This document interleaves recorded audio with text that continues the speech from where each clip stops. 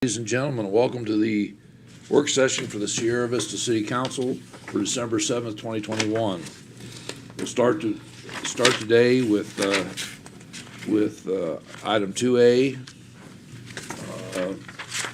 the December 9th council meeting agenda items that are attached. So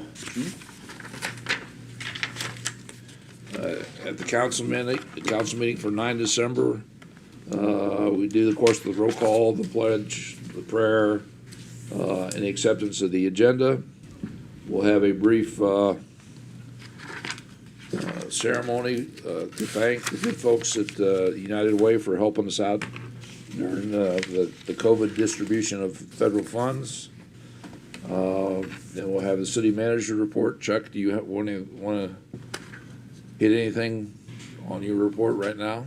Well, the main thing, and you'll see the report is actually included in your packet. I don't generally always go over every item that's in this.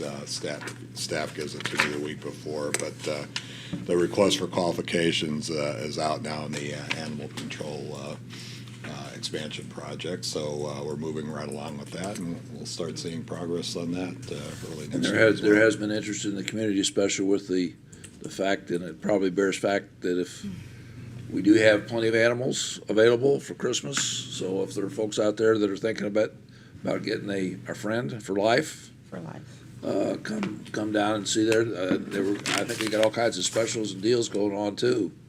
So help us out by keeping our animal shelter from being overcrowded, and help us on the way once we get the additional facilities. Well, really, it hits on a theme that we have going on right now too, with regards to capacity. We don't have enough capacity for all the animals. We don't have enough, capacity for the ambulance services that we need to be providing, and obviously that project is proceeding. So we just have needs, and fortunately, we're doing some things to address them. We're on the way to catching up, but we're not there yet. That's the problem. That's the issue. We're not there yet. Okay, thanks, Mr. Patuchik. Consent agenda items. The first is 2.1 is the possible action of the regular city council meeting minutes. Everybody had a chance to review the minutes. Is there anything in the minutes that needs to be amended, changed, or you have any questions about that needs to be discussed? And those were the minutes for 18 November. The next item is appointments of Brad Schneider and Dan Cox to the Planning and Zoning Commission. Oh, excuse me. There's three. Reappointments for Brad Schneider, Dan Cox, and an appointment of Leslie Thomas to the Planning and Zoning Commission. Any questions, discussion? Okay. I will say, Mr. Grisham is who Leslie is replacing. He did not reapply, Yeah. So we'll make sure and tell him thank you on Thursday. 2.3 is the possible discussion of public acceptance of improvements for Holiday Phase 5A. Any questions? Because we can certainly have Matt or Jeff talk about what that's about. I just had a quick clarification for the this is the 2021 to 85, right, that we're talking about? Mm-hmm. Okay. The financial instrument that was used was a improvement bond. When was that? That was obviously a while back, but just so I can get caught up on it. Yes. Yeah, it was a while back. Mayor, Councilmember Rodriguez, your question was, when was the improvement bond submitted to the city? Right. That would have been at the time that the plat was approved. I believe that was earlier last year. Okay. So thank you. And then the second question, so the $200 that we keep for each lot, right? So it's 29 lots. So that ends up being $5,800. What happens to that money? How does that work? Thank you, Mayor Mueller, Councilmember Rodriguez. So the city takes in that money and puts it in a fund, and we hang on to it until the 2-year warranty period's expired. At that point, we do our final inspection. If everything looks good, then we will return that money back to the developer. Okay. Perfect, thank you for that And clarification. my question, anytime we're holding money, is it an interest-bearing account? or is it- Interest-bearing account. Or is it not an interest-bearing account? And we're not allowed to put that in an interest-bearing account by law? Well, it's other people's money, actually. Well, I know, Yeah, but- so. I mean, I hate to see 2 years' worth of interest going away, you know what I'm saying? Even. Sure, it's not a third-party fiduciary. No, it's the bond. It is the It's a city? bond. Okay. It's the bond. Although at It's current a bond. rates, Mr. Mayor, It's not, yeah, hardly we're worth the talking little effort, money. Yeah. In terms of the warranty money. Thank you, Mr. Mayor. Just a It's a question bond. about Phase 5 Alpha and Holiday altogether. Is there going to be an ingress or egress route going on this Highway 92? There used to be an emergency The emergency emergency gate there, road, and that's that's gone. gone. So that's really the question, is it stay gone? Yeah, it's gonna remain gone. That is correct. Yeah, there's a secondary access now, Great Basin Lane and Resort Drive. Right. That was actually put in place prior to Great Basin Lane being Yep. constructed. That was the secondary access, and now that it's in, it's no longer needed. Okay. And if I remember correctly, the highway department was a little nervous of having an access that didn't have a light there as well when is we did that. So that was an issue as well. Okay. Thank you. Anybody else? Okay, thanks, good question. That was item 2.3. Item 2.4 has been removed. So 2.5 is now the new 2.4. And that's the discussion of possible action of resolution dealing with the electrical easement modifications of Veterans Memorial Park and Sports Complex. Any questions? We're basically just taking over the responsibility for the electrical hookups and being charged for the power for the new city properties. So that's basically a cleanup. And then item 2.6 becomes item 2.5. And it's discussion of possible action resolution of the Employee Benefit Trust. And the appointment appointment of Debbie Perkinsons to the Employee Benefit Trust. Any questions or discussion on that appointment? Okay, under new business, item number 3. Is the creation of the Economic Development Commission, Mr. Boone.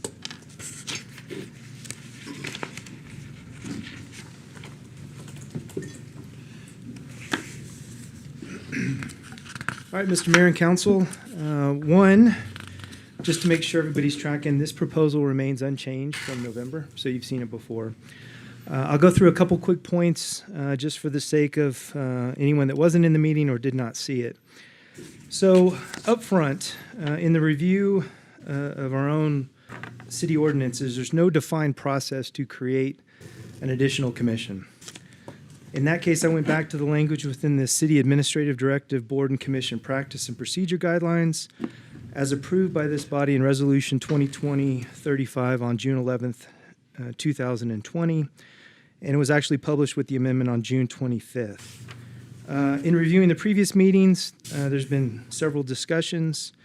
So I've taken all of the feedback and I've gone back and looked at all of those meetings.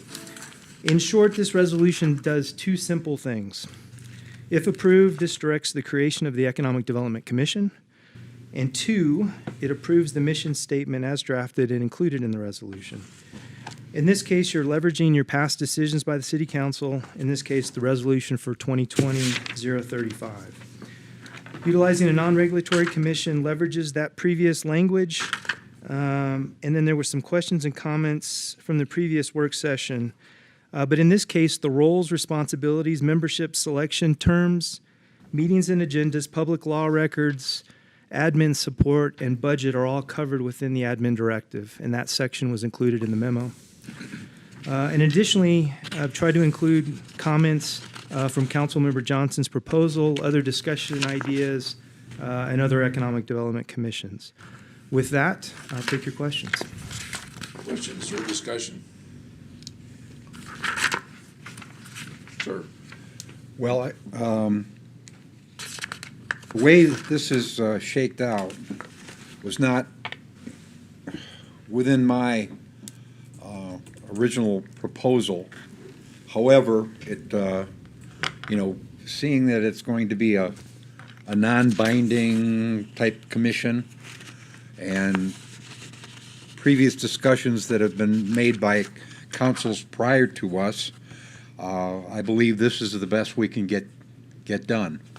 I appreciate your work on this, Tony. I know you're a one-man band right now, having lost your assistant there. And I just truly hope that this proposal, this commission, will be able to move things forward and assist the entire city staff with respect to economic development, because this is really, really important stuff. So I appreciate the work you've put in on this, and I just hope it works for everyone. That's all I have to say, Mr. Mayor. Okay. Anybody else? And I'm going to make a couple comments, and some of them are in commissions in general. If you looked at the city manager's report recently, of the commissions that we have a number that have vacancies. And one of the trends that has happened since COVID is people aren't as active and aren't getting out and aren't actually joining commissions. So when we talk about commissions like reestablishing the youth commission, that's going to take some extra effort to get that established. Getting the right people on this commission is going to be an effort as well. And I can think of we obviously need to have people with certain business skills in certain areas, but they also need to be the kind of person that can set aside their own interests in some cases, and basically may have to, if they're working on a particular issue, may have to sign a non-disclosure agreement. So this is not going to be manning your regular commission where we just throw out 5 spots are available, come sign up. We're going to have to really think about the people that are there and whether they're going to be capable to do what we would like that the Economic Commission is supposed to do. And a lot of that is engendered in what Greg put in his initial documents. So it's going to be tough, and we already have a challenge filling commission slots. So if we vote on this on Thursday, hopefully we can start talking to folks early on, and at least get 3 or 4, so we can actually have a commission meeting in the first quarter of the year. Would like that, yes. So that would be a good thing. Okay. I agree, sir. Any other discussions? Yes, sir. Well, I was just gonna ask, since we've been talking about this in the work sessions and stuff, has anyone reached out to you yet or inquired about it with you, or? Well, Councilmember Benning, I guess informally, yes. Okay, We've actually had someone call for an application, okay. and to be honest, I've gotten mixed comments in discussion with people. So, Okay. but no, I've not gone out with a hard sell or a recruiting trip yet. No. But that's a good point. The thing is, if we see somebody in the community, the 7 of us, to include the senior staff, if they see somebody that would be a good fit, it would probably be a good step to discuss one-on-one with me or Chuck or our director here, and try to figure if they are a good fit. If they're a good fit, we need to get the application in our hot little hands as soon as possible and bring them on board. But it's going to be a recruiting challenge, is what I basically say. I think the way it's worded is Point in time. it's supposed to reflect a wide representation of our city. So Exactly. And I think, if anything, first of all, if we can start off with some lessons learned from this pandemic that a lot of businesses have dealt with in our city, some that didn't work, some that found ways that didn't work, and just at least share that. It's not a competition thing. It's not I'm trying to, it can't be looked at as we're competing with businesses amongst each other, trying to one-up each other or hide stuff from each other. Just how can businesses be successful? What has worked for them during the pandemic? How are they able to tap into resources that some weren't able to, that we've seen that as well? I think Well, that'd be a that's good start. certainly part of it, but really, I think when we talk about economic development, it's really got to be focused on what additional things need to be brought in, and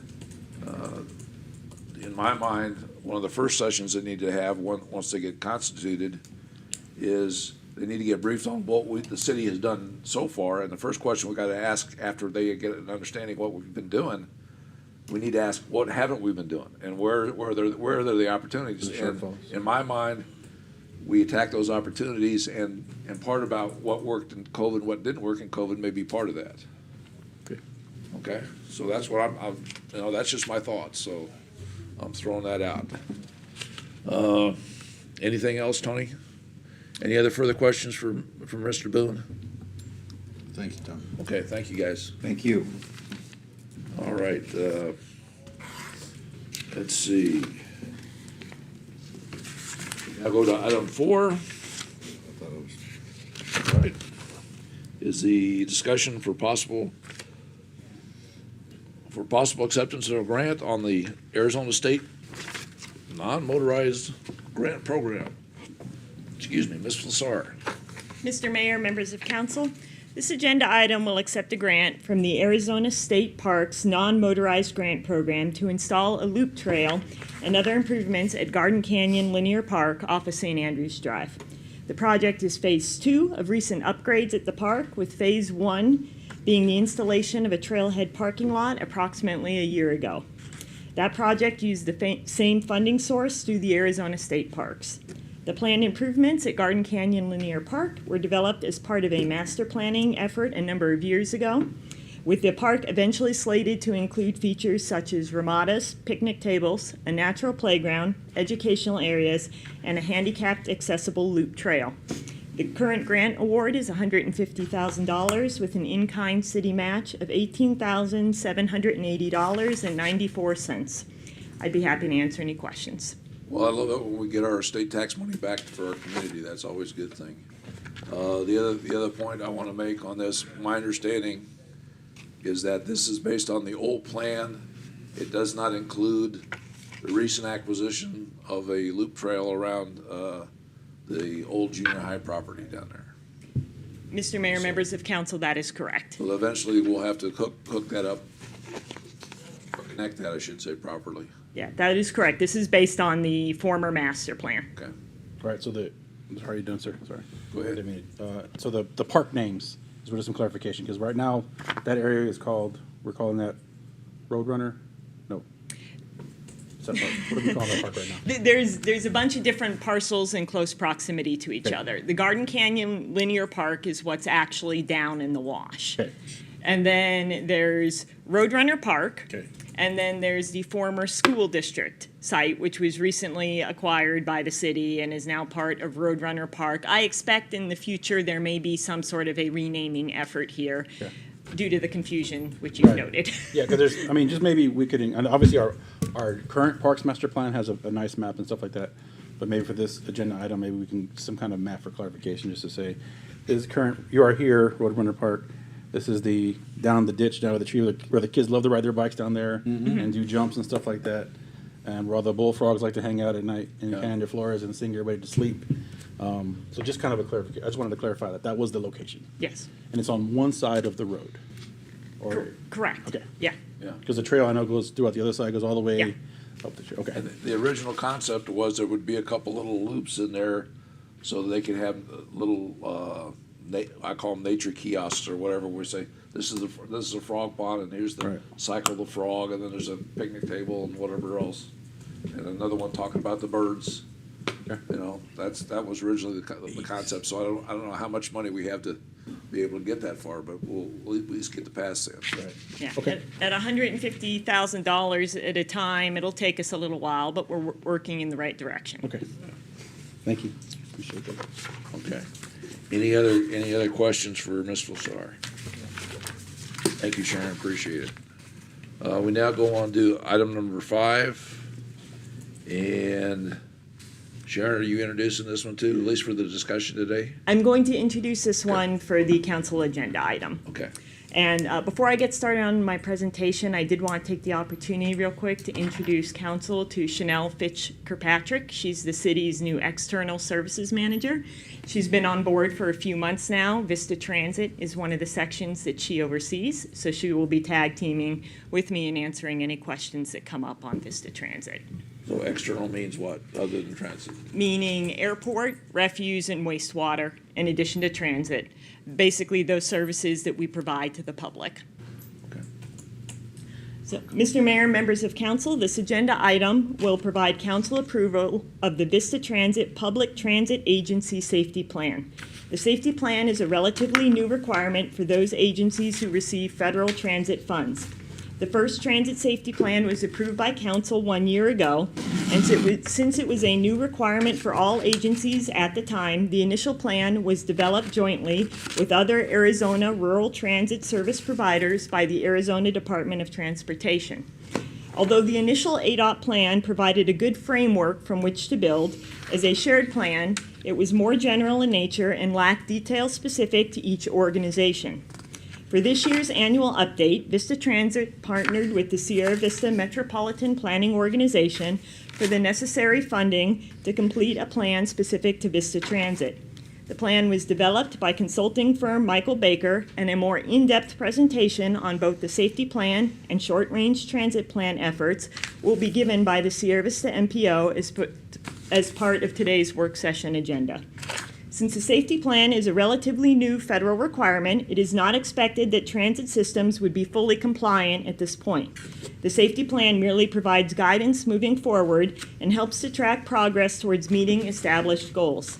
Some of the areas for improvement include updating the emergency evacuation plan and other policies and procedures, such as the Vista Transit Employee Handbook and the Hazardous Materials Program. As noted, this will be an annual effort from here on forward and is required for Vista Transit to maintain its funding through the Federal Transit Administration. I'd be happy to answer any questions you have on this agenda item. Question I have for you, are we gonna have to do this every year? Or can we get the feds to realize that a 5-year plan or 3-year plan is better? Mr. Mayor, at least at this point, it is an annual effort. There is a provision that after we get rolling and there's no substantial updates from year to year, we could, draft a letter that basically says we don't have any substantial updates over last year. When you see this is a lot of work, This is, and obviously safety is important, and we gotta do it right. right. But every 5 years seems reasonable unless there's something new that comes in the system that causes a glitch. Absolutely. And my hope would be, although this is always a heavy lift to get this off the ground, that moving into the future, we would be able to use this as a very good backbone for plans moving forward. Certainly. Okay. Any questions for Sharon? Nothing, I have just a typo thing on the memorandum. It says that we voted on it December 14, 2021. I know obviously it should be 2020. Yeah. That's the only thing, it's just, we went in the future real quick, which is kind of cool. Back to the future? Yep. Okay. All right, thank you. Okay, so next up we have, Karen, are you gonna brief, or we have somebody by the name of Schneider brief? We do have the consultant team Okay. online, I believe, and I am just introducing you Okay. to that, and Mayor Mueller and City Council. Special welcome there to new Councilmember Rodriguez. I'm Karen Lawerton with the Sierra Vista Metropolitan Planning Organization, your regional agency, and we were. It was our pleasure to be able to partner with the city and Vista Transit in order to bring this annual update to you, really the first specific one for Vista Transit. We contracted then with Michael Baker, and I believe we've got Brian Snyder and his team on board to do this presentation. And so, Brian, you can take that away. Thank you, Karen. Just want to do a quick audio check. How's my audio coming through? 4x4, 5x5, 10x10, whatever you want to use.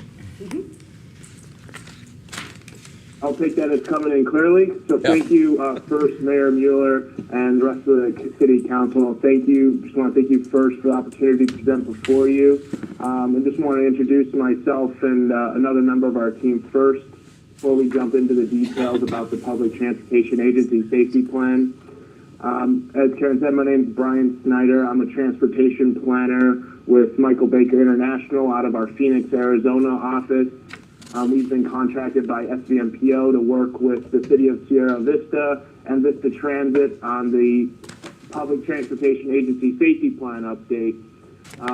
We worked really closely with the City of Sierra Vista, our team out of Phoenix, as well as some transit subject matter experts from across the country on this effort. And on the line with me, I have Kevin Kugler. Kevin, would you like to introduce yourself? Yes, just briefly, thank you, Brian. Good afternoon, Mayor and Council. Just real briefly, thank you for the opportunity to present today. As Brian said, it was our pleasure to work not only with Karen and Dennis and her staff, but collaborating with your staff as well. It's been a pleasure, and we're excited to present some of the details today. And I know your agenda is full, so I'll turn it back over to Brian, and I'll be around if you have any questions of me. Thank you. Thank you, Kevin. So I'm moving on to slide 2. So what is a public transportation safety plan, or PTASP? It's a fairly new requirement from the Federal Transit Administration to really address safety, as it's becoming a hot topic on all federal entities across the board. And this rule came out in 2019, where it required any 5307 transit agency in the country to adopt and update a public transportation agency safety plan, or PTASP, and then submit it annually. The first plan that was met the deadline of December 2020. Actually, the rule states that the state DOT is required to offer a group plan for small 5307 transit agencies with less than 100 vehicles. So Vista Transit, or the City of Sierra Vista, along with other smaller rural transit agencies across Arizona, were grouped into a plan that was actually produced by Arizona Department of Transportation. And that plan itself met the federal requirement for the initial issue of the PTASP. Now, this isn't the first time you guys seen it. That version was adopted last December 14th, by City Council. Now, from there, the City of Sierra Vista and Vista Transit are required to update it annually on an as-needed basis. And so how that works is there's certain components of a PTSP that do warrant an annual review and annual update.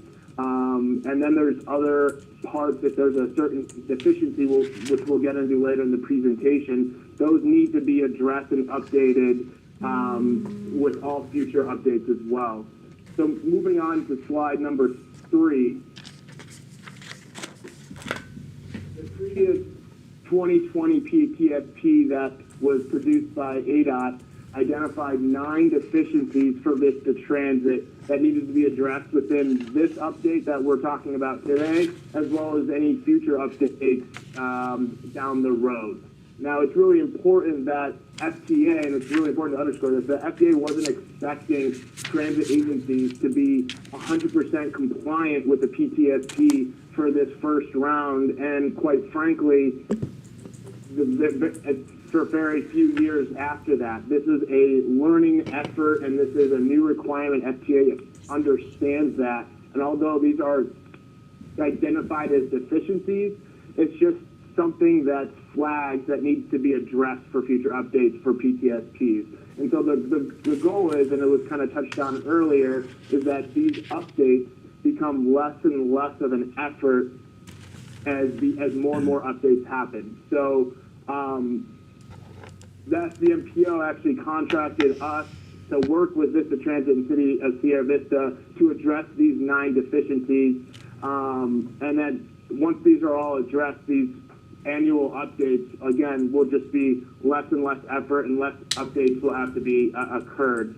So moving on to slide 4, as part of this 2021 City of Sierra Vista Vista Transit PTSP report, there's really 4 components that the part 673.212-25 requires a PTSP to include, and that's a safety management policy, safety risk management procedures, safety assurance, and safety promotion. So safety management, which is chapter 2 of this PTSP report, really covers the safety management policy statement, which the city will adhere to.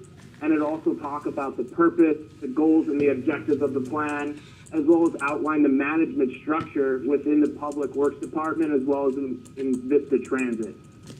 The safety risk management, or chapter 3, talks about the risk management processes in place, safety event notifications, investigation and reporting, transit asset management policies and procedures and efforts, and then as well as what are the corrective actions associated with those different components.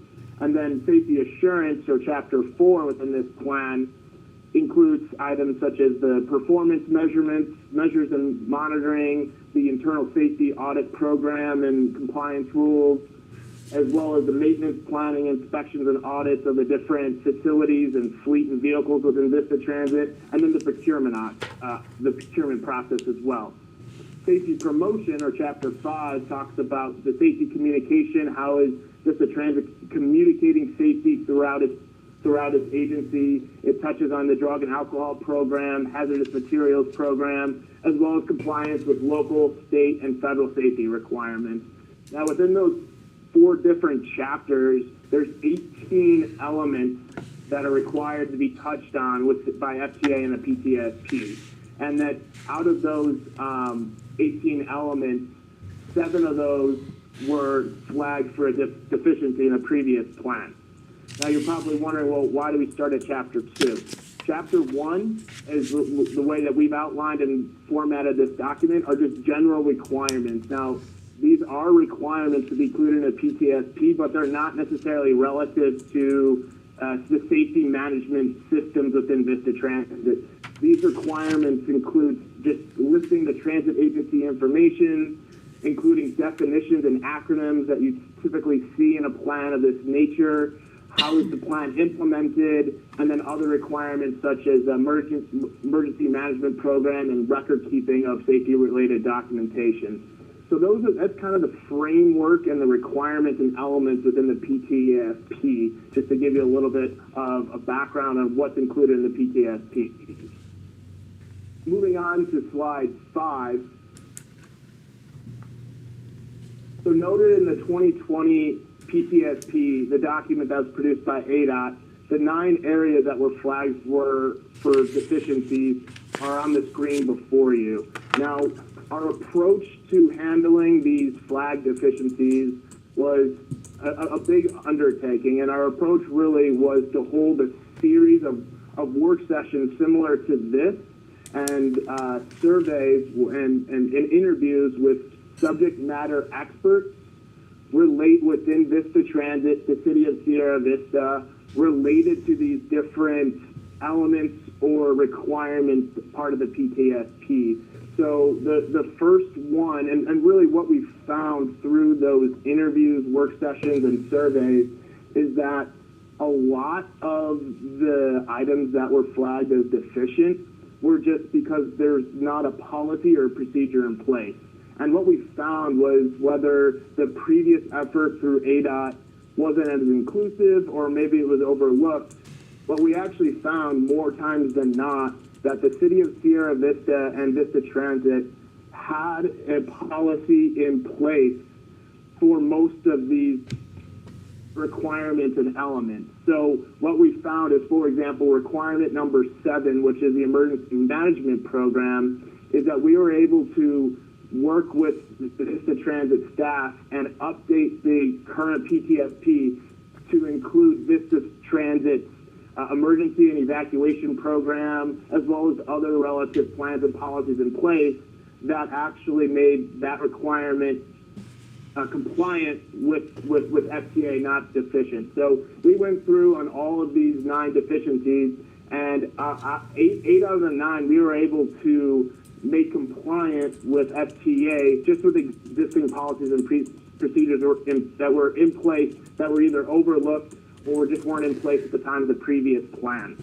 The only item that is going to need to be continued to update is element number 11, which is rules compliance, which what that specifically is talking about is Vista Transit is going to need to update their employee handbook to have a procedure and policy in place to make sure that the employees are compliant with the rules, and just it's more about how are they keeping the evaluation forms, and how are they just need a policy in place that's stated in the handbook. So once that's updated, that element will be compliant with FTA's requirements. Moving on to slide 6.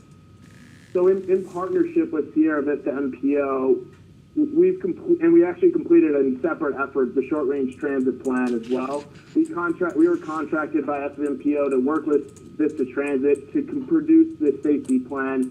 And really what's next is we're looking for approval from the city council to approve this board, which is a requirement that the city council or the governing body approves this plan. And then at that point, it'll be submitted to ADOT, their multimodal transit or multimodal planning division in their transit department. It'll be submitted to them and the deadline is by the end of the year. So once that's submitted, FTA will then get their hands on it and they'll be reviewing the document for compliance at that point. So the next step is to look for approval on the upcoming city council meeting on December 9th. And with that, I'll open it up for questions and discussion. Questions? I think you were pretty clear, and I'm glad to, when I first read through those 9 deficiencies, I was a little surprised that there were so many, but getting the explanation that most of them had been covered in other documents and other procedures, and getting all that stuff in one place is a good thing.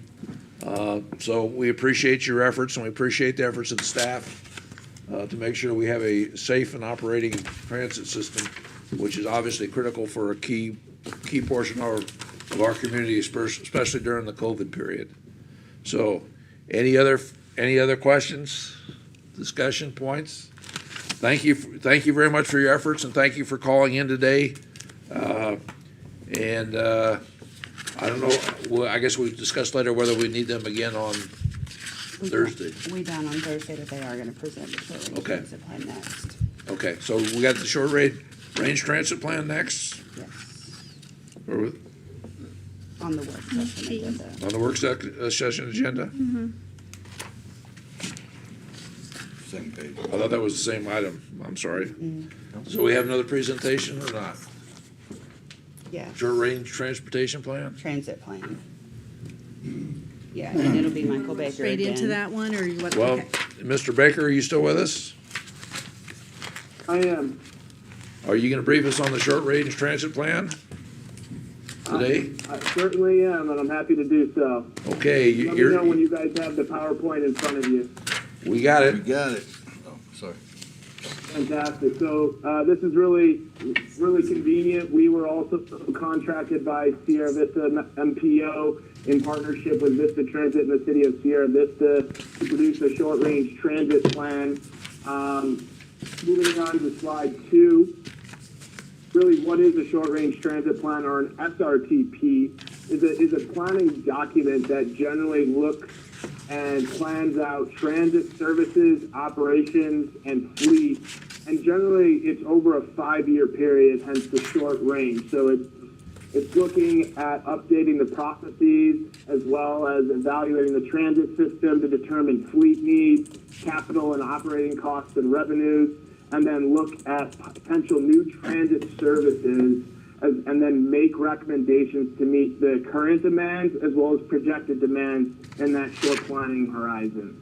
So it's important to know that the recommendations presented within the short-range transit plan aren't necessarily requirements. These are recommendations based on the findings from the analysis done through the short-range transit planning process, and they may be implemented as Vista Transit works on its annual work activities and funding becomes available. By no means are the recommendations a requirement, just a recommendation. The other important note about a short-range transit plan is FTA requires any transit agency receiving 5307 federal funds to have a short-range transit plan in place. And it's a mandated plan for the city of Sierra Vista. Moving on to slide 3. So we went through the short-range transit planning process for about 10 months, and we had a lot of stakeholder and community outreach through there. In fact, we had a kiosk set up in the Vista Transit Center where we had surveys, and we had a table of the project information kiosk that we called it. And at that point, there was some informational boards set up for riders to look at and learn about the short-range transit planning process. What are some of our findings from the process? And then as well as we asked them a series of questions to help us determine, well, what are their needs and how can we address those needs? And we received 74 paper surveys, which represented 79% of the riders during that outreach time. And in addition to that, and unique to this short-range transit planning effort, which was an update to the 2014 SRTP, we integrated some input from the Vista Transit drivers, and their responses as were included into our recommendations and our analysis as well. So throughout all of that, there was a few documents that were reviewed by the Vista Transit staff and drivers, as well as the Southeast Arizona Mobility Manager, SVMPO, ADOT, and FTA. Moving on to slide number 4. So the short-range transit plan is online for view to the public. It's been, it was approved by the SVMPO board on August 25th, 2021, and it's online on the SVMPO website.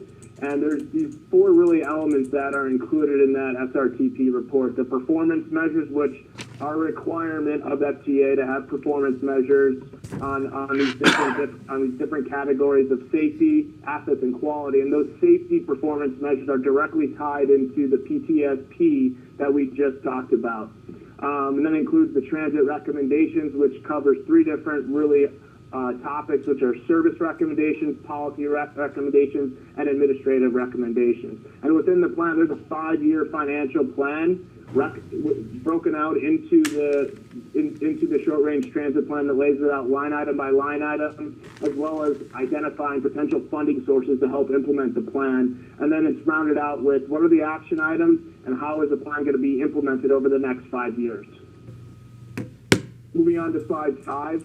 And as a result of the short-range transit plan, we really broke it down into 6 transit improvement recommendations. Now, these are a little bit just kind of one-liners, and there's a lot more into each one of those, and I believe those it's outlined in your memo and your packet before you. But the 6 recommendations, in really no order. The first one is called purchase new fare boxes that accept additional fare media, such as credit cards or electronic fare media through a mobile app.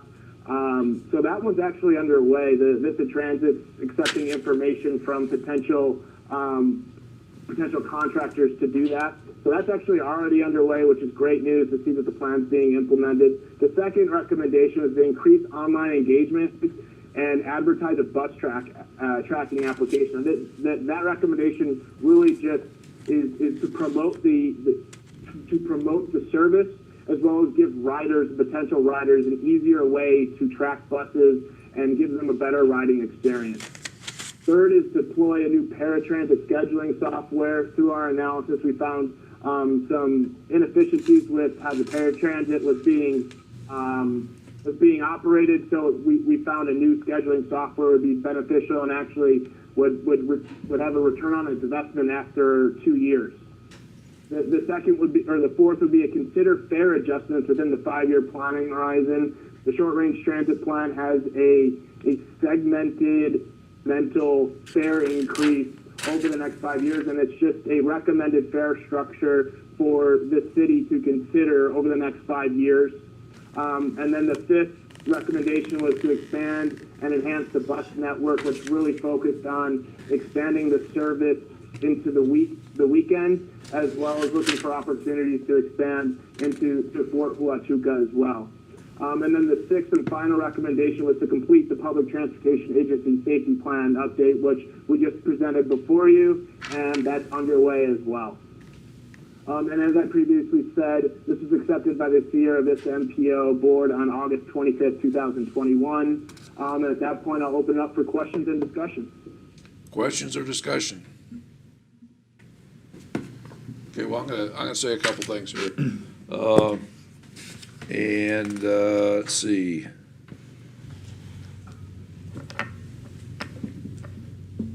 When we talk about you know, considering fare adjustments, that's raising fare fees. That's always been a kind of volatile subject that we've talked about here at the council. I would be interested in seeing what a 5-year planning horizon would look like, and especially when we put a dollar figure to it. The other suggestions in my mind make sense. I'm glad to see we have fare box that can accept additional media. That's a good step in the right direction. Online engagement is good. Advertising buses as to where they are. I guess that we're talking about where buses are on the route. So if I'm about to check out at Walmart, I know I got enough time to get to the station. Yep. Or that kind of stuff. So that's a good thing. Paratransit scheduling. I think that's something else we need to proceed on if we can recoup the cost within 2 years. And that system is, by the way, it's set up as inherently inefficient, really. And if we can do that a better way, we need to work on that as well. Expansion and enhancement of bus networks has been an issue as well, because we have to have the ridership. And from looking at your report, Mr. City Manager, ridership is still down from where it was before COVID. So obviously in my mind, that's a future issue. And of course, we're going to do what we can with safety. So I think it's a good report overall. I appreciate your comments and the efforts. And the transit system is something that we need to work efficiently, because we're never going to recoup all our costs back. It's always going to be a burden on the taxpayer as long as we offer the service. So, any other comments? Just from this past League of Cities, when Senator Mark Kelly spoke and mentioned Sierra Vista Transit by name, with the $1.2 trillion, the Infrastructure Investment and Jobs Act, $39.2 billion is supposed to go to public transit. So hopefully Sierra Vista will see some of that $39.2 billion, even if it's the 0.2, would help us out. Yeah, take the $0.2 billion. I hopefully get to see some feedback from you guys on that end to say, yes, this is happening, or no, that was just a lunchtime talk that we had. Well, one of the things that staff is doing right now with the bill that did pass is they're going through the rural transportation side, they're going through the rural airport side, and seeing what is available. So the staff is already doing their stubby pencil drills and finite things to do that. And so the staff is looking for that right now. And if it's there, by all means, we're going to go after it. And I'm assuming you mentioned that having the plan is a requirement to receive any funds. So obviously, once we have these ducks in a row, then when those billions start flowing, we're ready. Yeah. Okay. I like your enthusiasm, billions. I'm ready. Those 0.2s. Mr. Mayor, just to follow along on Councilman Rodriguez's comments, in fact, in this year's budget, even prior to the bill being passed, we were pursuing existing grant sources for transportation funding, and I'm very pleased that we're getting a good response and are receiving a number of those fund requests already for multi-use paths and other items in the community, buses, et cetera. So we're already down that road, and hopefully we'll be in a good position to take advantage of more than. And that's one thing I got to say for our staff: when they spend money, they're pretty aggressive until they get a big no from somebody, and then we question the no. So that's pretty good. So any other questions for our briefers? Just this is kind of off topic, but still on the transit side, where are we at with the Greyhound in our city? Is that back? Or is it not back? Is it not coming back? Before I came on council, it was a deal, so I'm trying to get caught up on that, because we had some questions and. Go ahead, Sharon. Like that. Thank you, Yeah, Sharon. Mr. Mayor, Councilman Rodriguez, I'll take that one. We did reach out to Greyhound after the last inquiry, and basically they're still dealing with the effects of COVID right now. So the answer we got from them was a not right now. Not a no, not a not ever again, but just they had a set pot of money to work from, and when COVID hit without as many riders, they were burning through that pot of money very, very quickly. So it was more advantageous to suspend service for now until ridership started to return post-COVID, which everyone, hopes it will eventually return to pre-pandemic levels. And then they could make that subsidy go further and prolong the life of that program. And they have issues just like any other business, making sure they got qualified drivers that don't have COVID, et cetera, et Right. cetera. So there's more challenges than just the money. Okay. Okay. Thank you. Karen, thank you very much. Brian, and was it Kevin? Appreciate you being here as well. Thank you for your time today. Okay, now, we jumped into that before we closed out item A. Was there anything else on the council meeting agenda itself to be discussed? I think we were pretty much at the end. I just want to make sure we didn't leave anything hanging. Okay. Then we go on to the big event for this afternoon is the city manager's council report. Mr. Patucci. Thank you, Mayor Mueller. As noted in my message, got a lot going on. A lot of our projects that are in your strategic plan are underway, and very shortly some other ones will be taking place. And as mentioned before, with the infrastructure bill, we are looking at other opportunities to advance that in next year's budget, although that's not in my report. If you were out at the Christmas celebration last weekend, Laura's staff did a great job, and I got a lot of favorable comments on how the park looked and the success of the event. And certainly there are a few things we need to iron out since it was the first time we did that, but I think we'll take lessons learned from that and make it an even more special event next year. Staffing continues to be an issue, especially with regards to CCOM. Although we did get 5 new officers through the academy, that was good, but police department recruitment and staffing will continue to be an issue, and we're seeing that across the city, although some improvement here in Public Works here recently. So that's really our biggest issue that we're dealing with on the staff level, is just trying to get staffing up. You know, it's great to get money in and all that, but I only have so many engineers and staff to push the projects through and advance them to get them done.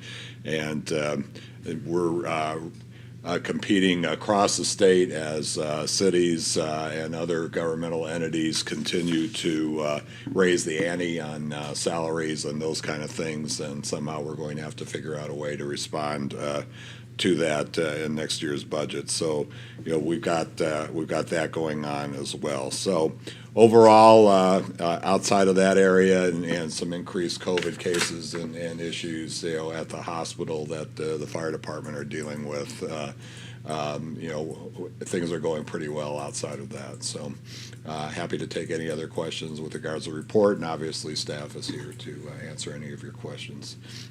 Questions for Mr. Patucci? Who wants to start? Oh, I will. You gonna go?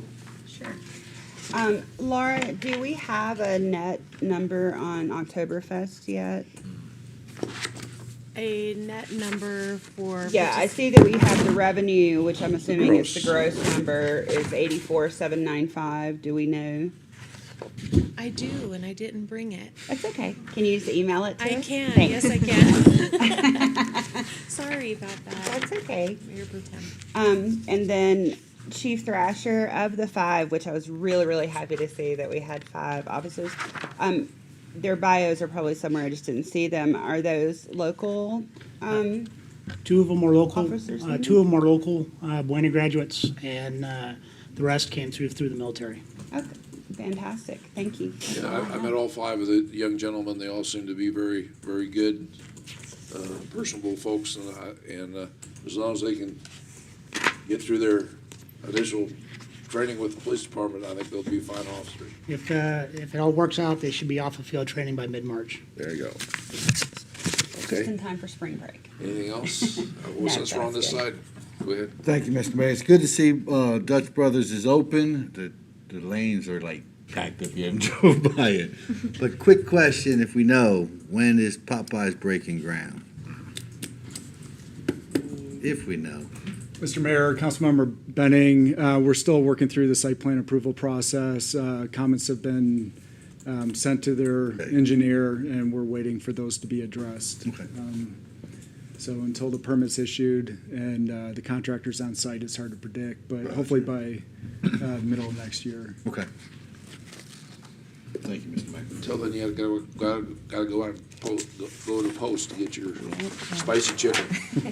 It's one of the questions asked almost on I a know. daily basis. I know it just takes, I know people are impatient, it just takes time to make sure Roger. everything is safe. And, they got the right grease trap and all that other garbage that's required. Anything on this side? Just in general, are we just, Anything on the council report? no, not for the council report, no. Ma'am? No. Chuck, this must be your early Christmas gonna- present. Okay. Go ahead. I always love kind of being able to go through the executive report has a lot of all the stuff together. It's really cool to go through that and see the different events that have been happening and stuff. And I'm really excited about the airport sign. Like, it was mentioned earlier this year, and I never really paid attention to it. And then after it was mentioned, I kind of looked at it. I'm like, See it all the time. yeah, it's so, you know, it's looking really good. So it'll be exciting to see when it goes up, especially with all the different things going on and the dirt pile going and everything. It'll be pretty cool. It's a good looking sign. It is. Tony Boone was in the picture with it though, so Yeah. it's kinda. It's almost good. You ruined it. Well, I appreciate those comments. At the airport, obviously, you know, getting the hill knocked down is important. I think next year you'll see a project recommended in next year's budget to extend utilities out to that property, and hopefully then we'll have a ready-made site for a potential, you know, private investor to come in and hopefully provide some jobs out there. So it's a good thing. Speaking of the airport, quick thing.